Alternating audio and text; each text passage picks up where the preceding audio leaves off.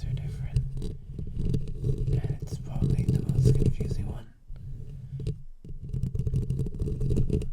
So, let me just...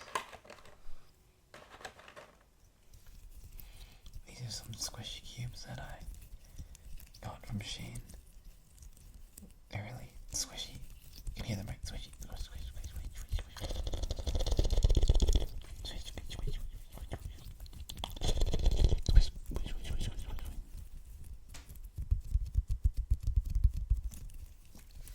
So, have you heard of the Pythagorean theorem? The Pythagorean theorem states that the two smaller sides on a triangle, right angle triangle specifically, squared, equals the hypotenuse, or the longest angled side, squared. That's also known as a squared plus b squared equals c squared. But you probably already knew that, right? That one's pretty easy. Probably everyone's learned that. But do you know how they came up with that? If you make a square on each side of the triangle, then that's the area squared, right? And those two areas they found actually equal the area of the square of the longest side. I also saw a video where they tried this with some water, and, well, obviously, the amount of water in the squares and the smaller sides added up to the bigger side. Pretty obvious, right?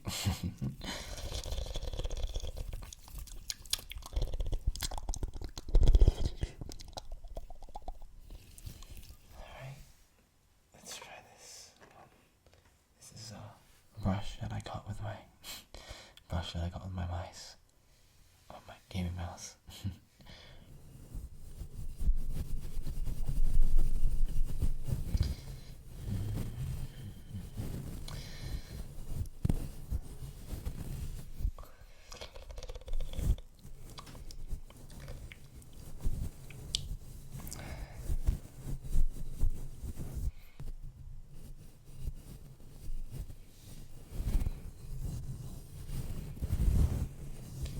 Trigonometry.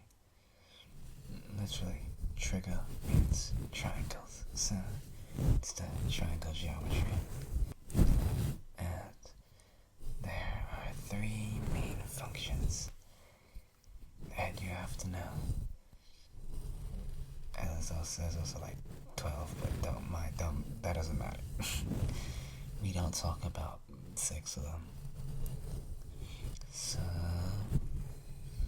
first 3 we're going to talk about is sine, cosine, and tangent.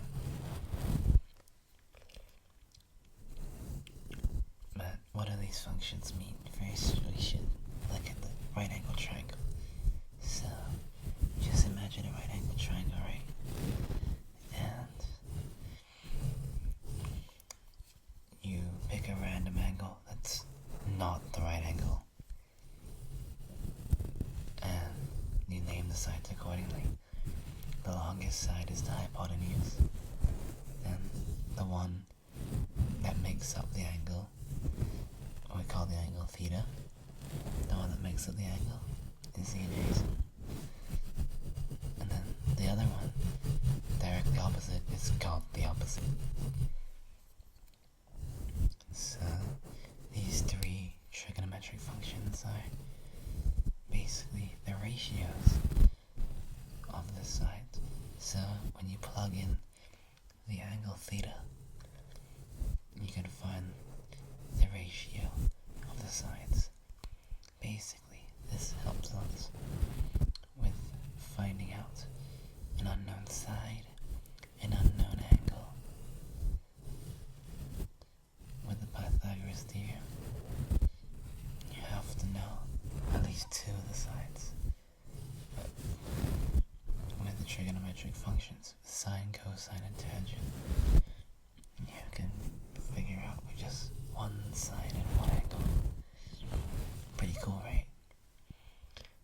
also the reciprocals called cotangent, cosectant, and sectant.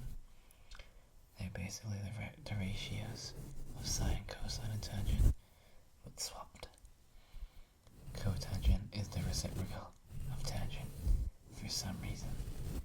Cosectant is the reciprocal of sine.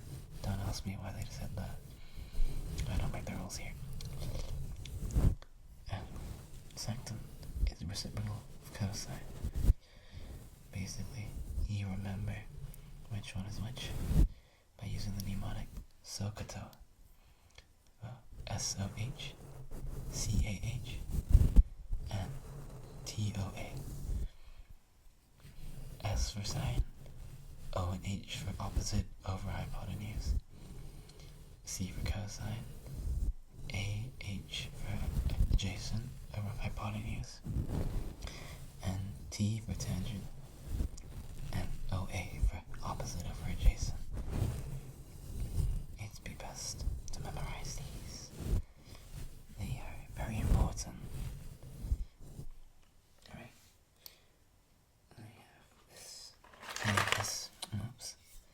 I have this comb here that I took from I don't know where, somewhere in my house.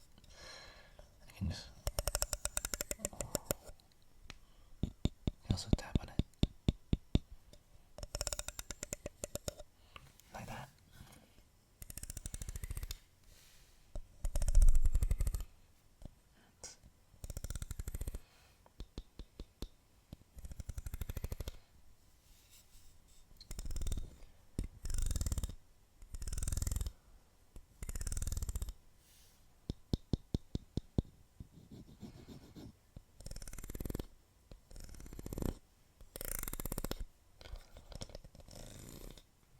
So, what happens if we don't get a right angle triangle? Like, let's say we get a scalene triangle, a triangle where all the sides are different. Then, first, let's try to make a right angle. Say we find one of the random sides, and we put a straight line through it, so we get perpendicular lines. And we've created two right angle triangles, right? If you apply what you've learned before with the trigonometric functions in right angle triangles, you can find the height, right?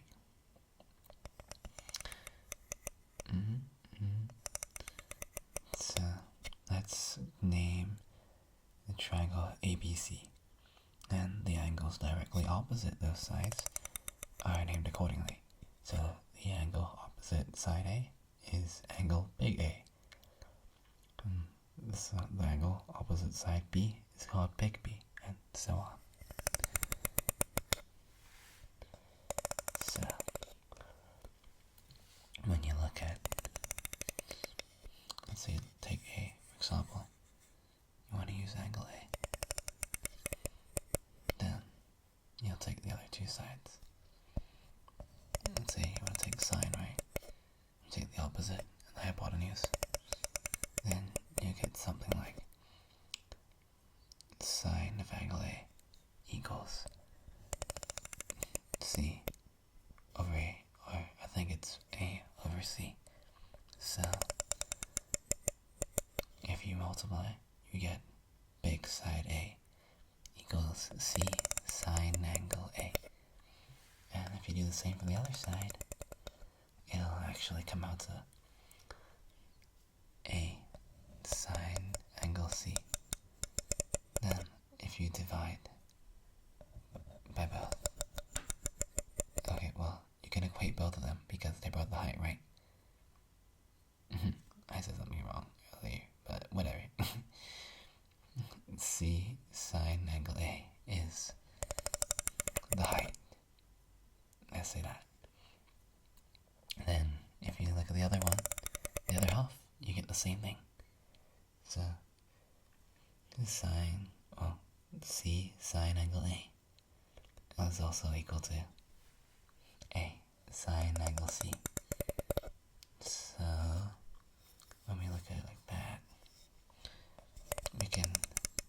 divide each one by A and C at the same time. Then we get something like A over sine A equals B over sine B equals C over sine C. I mean, if I remember correctly. But yeah, something like that. You divide by sine, or you cross multiply, but here in this case it's cross divide. And when you do that, you get something called the sine rule. And the sine rule is super helpful for when you don't have a right angle triangle. Because if you just have two sides and one angle, you can basically figure out anything. Or maybe two angles and one side. You can figure out a lot of things about the triangle. Okay, so I got this little cloth here. So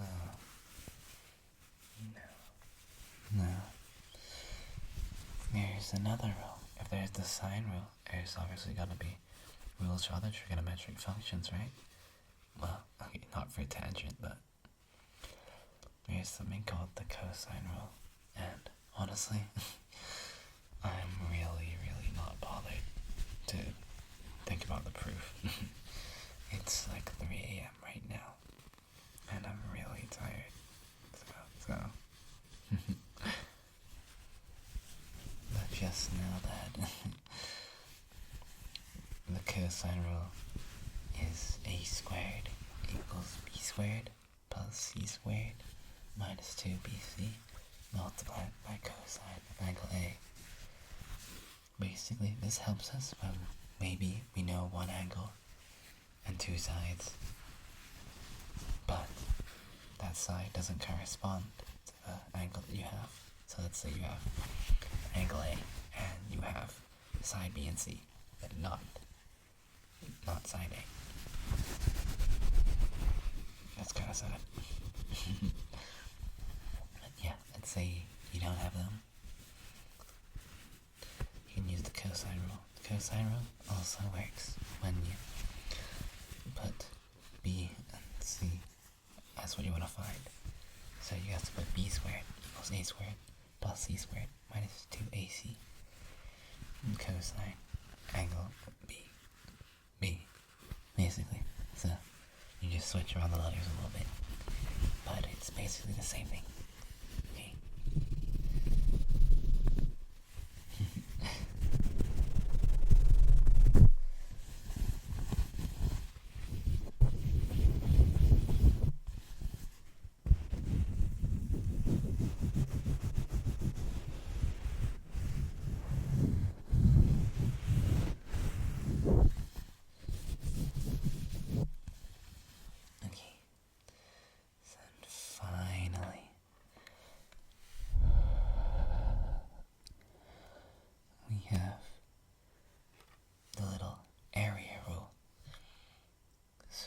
Basically, you know the area of a triangle is always its base times its height divided by 2. It's pretty obvious, right? Like if you think about it, if you cut a triangle in half and then you put them together to make them like a rectangle, it's basically the same, just half. So let's go back to our original triangle where, like for example, C sine angle A equals the height. Then the one remaining side would be something like B. So you get something like half CB sine A equals the area, right? Because don't forget to divide by 2.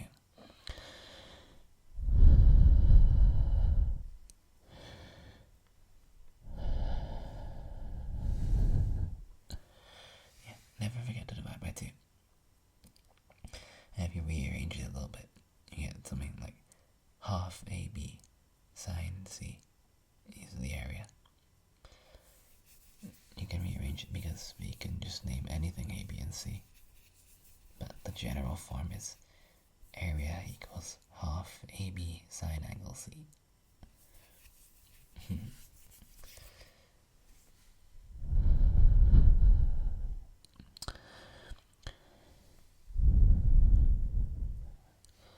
Well, hopefully you learned something from this.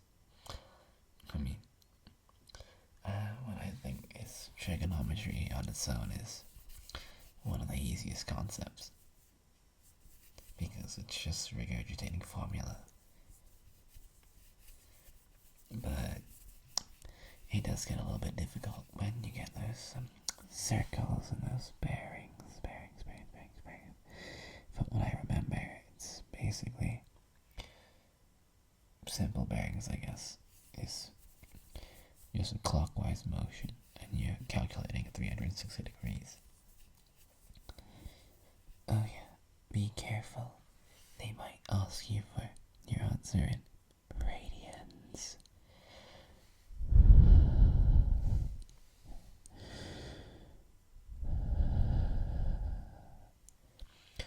Radians are basically calculating how much of the circumference you've got around in degrees, basically.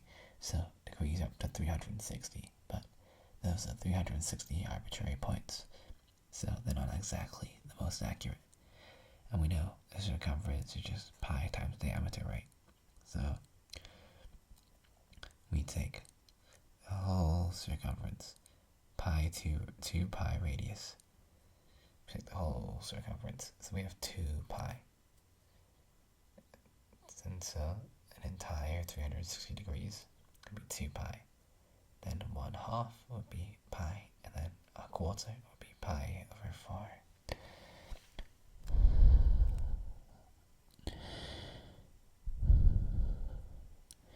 We do this because it's way more accurate to actual triangles.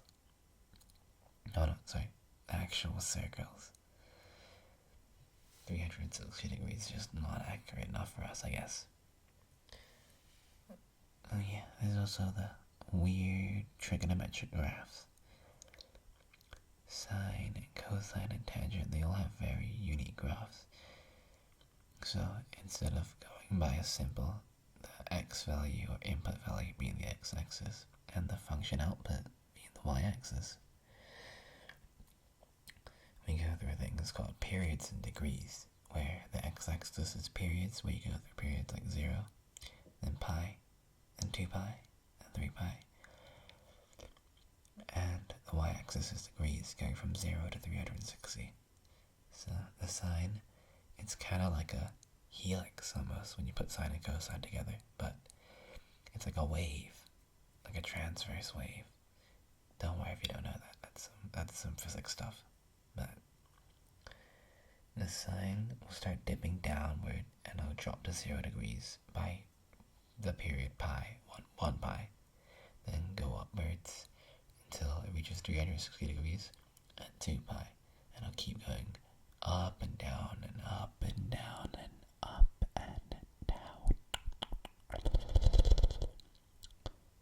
And cosine's just a little bit different. It's down and up and up and down and up and down, and it keeps going like that. It's basically the reverse of sine if you flipped it 180 degrees.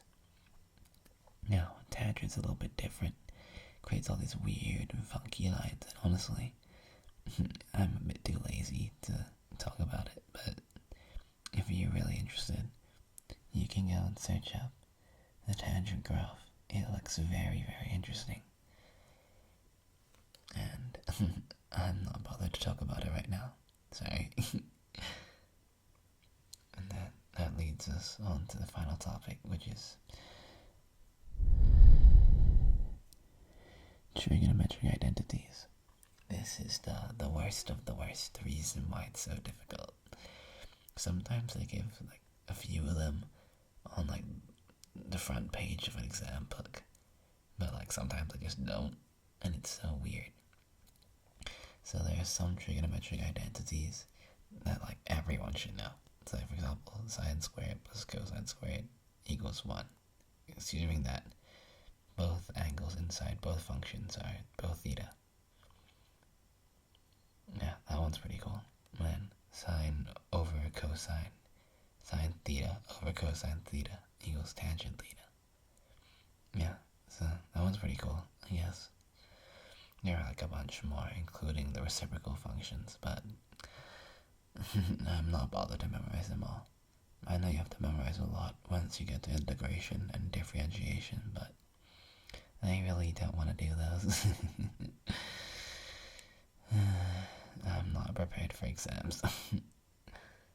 The other 6 I talked about are hyperbolic functions, but those are way too advanced even for me.